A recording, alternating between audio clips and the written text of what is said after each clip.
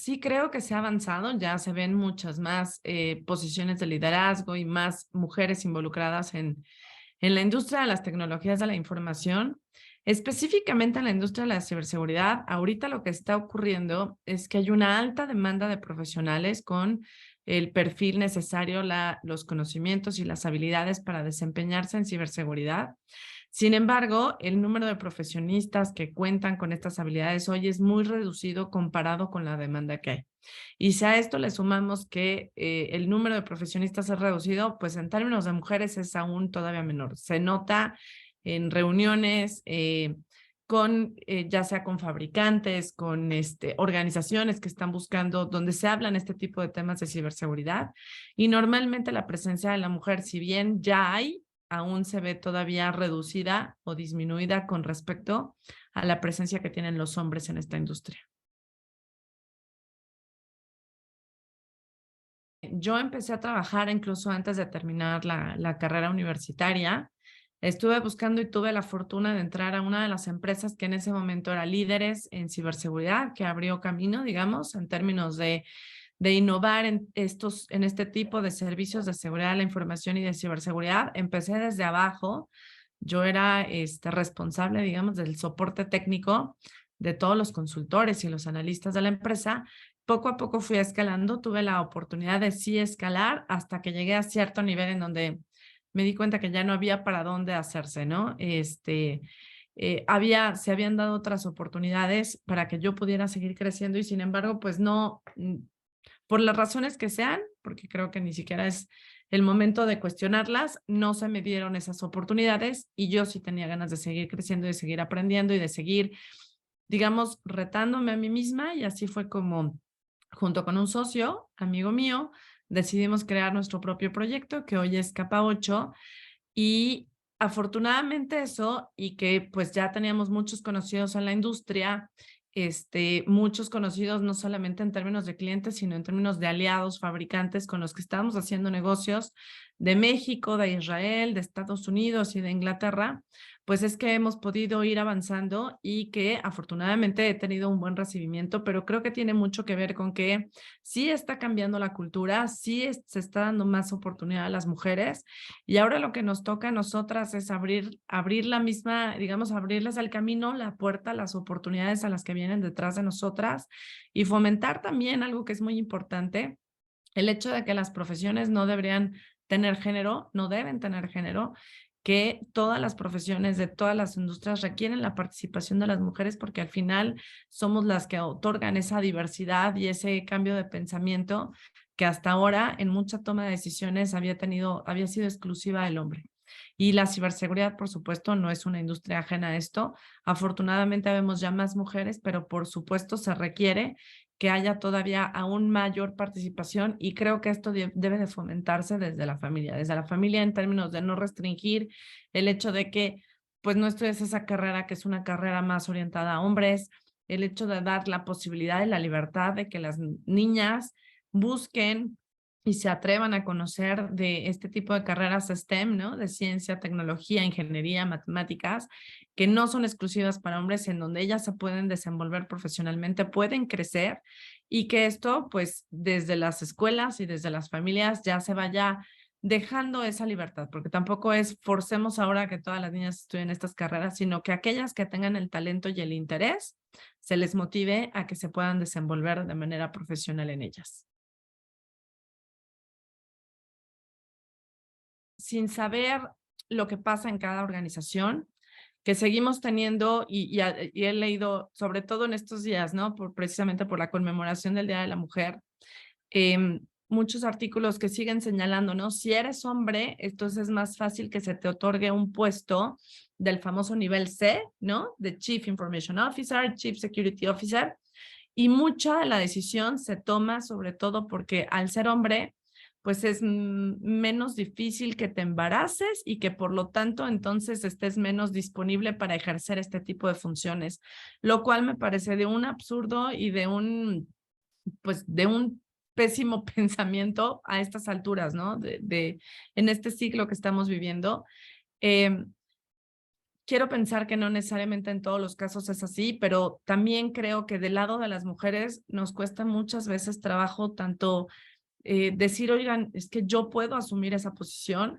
Hay unas estadísticas que dicen que los hombres, incluso sin tener los conocimientos necesarios, hay un porcentaje en donde mencionan que los hombres se sienten más capaces de ir y pedir un aumento de sueldo o un crecimiento profesional en una organización, aun cuando tienen en términos de habilidades y de lo que se requiere en el puesto, a lo mejor un porcentaje mucho menor que las mujeres, pero las mujeres todavía tenemos un tema de inseguridad y si no cumplimos, si vemos que no cumplimos con todas las características, no nos atrevemos ni a pedir ese incremento de sueldo, ni a pedir, digamos, tener la confianza o la facilidad para decir, yo creo que me puedo desempeñar en ese puesto y entonces quiero exigir que si tengo que pasar por las evaluaciones, si tengo que pasar, etcétera, pues paso, pero me siento capaz. O incluso en términos de decir, ¿por qué seleccionaron a esa persona y no me seleccionaron a mí? Cuando yo me siento con las mismas capacidades y con los mismos conocimientos y puedo desempeñarme de la misma manera, ¿no? Entonces, creo que es un tema que requiere un debate largo y un análisis largo. También depende de la cultura y la visión de los directores, ¿no? De los líderes de las organizaciones, que sí creo que puede haber un tema todavía incluso generacional, ¿no? Si los líderes de las organizaciones son de cierta edad para arriba, muy probablemente todavía estén muy sesgados con el tema de es mujer, es débil o no nos va a poner atención porque se va a embarazar, va a tener hijos, va a tener que dedicar tiempo a su carrera, entonces mejor eh, confiemos en un hombre que va a ser más difícil que tenga este tipo de distracciones, ¿no? Por llamarlos de alguna manera. En Capa 8 somos mayormente mujeres que hombres, creo que somos 65% mujeres y el resto son hombres, entonces somos una empresa principalmente de mujeres, sin embargo en los roles más técnicos sí hay más hombres que mujeres. Y tiene que ver precisamente porque, como lo mencionaba al principio, ¿no? Hay pocos profesionales que cumplan con el perfil de ciberseguridad y si hay pocos hombres y mujeres, pues todavía en términos de mujeres hay muchas menos. Entonces, básicamente cuando normalmente sacamos una convocatoria de algún puesto de trabajo que estemos buscando a alguien que nos ayude a llenar ese espacio, normalmente quienes se postulan son hombres y no mujeres. Esa, digamos, sería un poco la razón a lo mejor por la que no se contratan a tantas mujeres como quisiéramos. Me enorgullezco de decir que la empresa es principalmente de mujeres en distintas posiciones de la organización, pero sí algo importante pues es que tenemos que alentar precisamente que haya más talento en ciberseguridad femenino del que hoy hay. Para dedicarte a este tipo de profesiones hay que estudiar, sí, carreras relacionadas, por supuesto, con tecnologías de la información.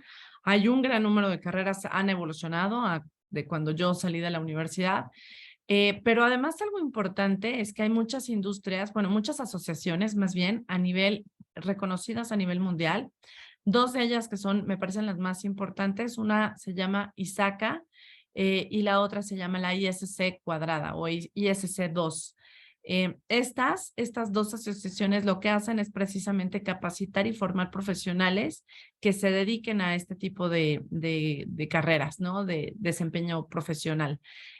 ¿Cómo? Tienen cursos y dan certificaciones.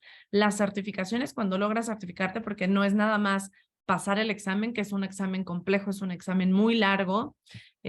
Hay quien incluso lo equipara con cuando te titulas en la carrera.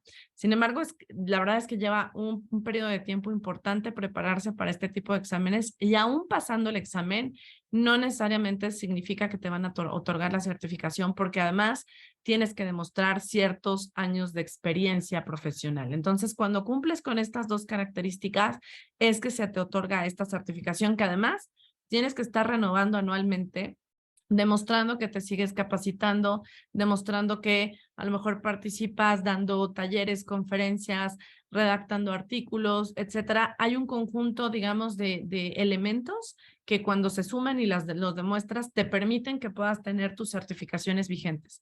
Y además estas certificaciones te avalan a nivel mundial, es decir, si tú vas a cualquier parte del mundo diciendo que tienes una certificación de cualquiera de estas dos asociaciones, prácticamente te abren las puertas e incluso te diferencian en términos de los ingresos que puedes obtener con personas que aun cuando se dedican a la misma profesión y no tienen estas certificaciones, pues ganan menos, ¿no? Económicamente hablando. Estas certificaciones a mí me parecen valiosísimas e importantes porque además tienes que estar demostrando que te mantienes actualizado. El tema, digamos que la industria de las tecnologías de la información es un poco como, lo equiparo como cuando estudias medicina, ¿no?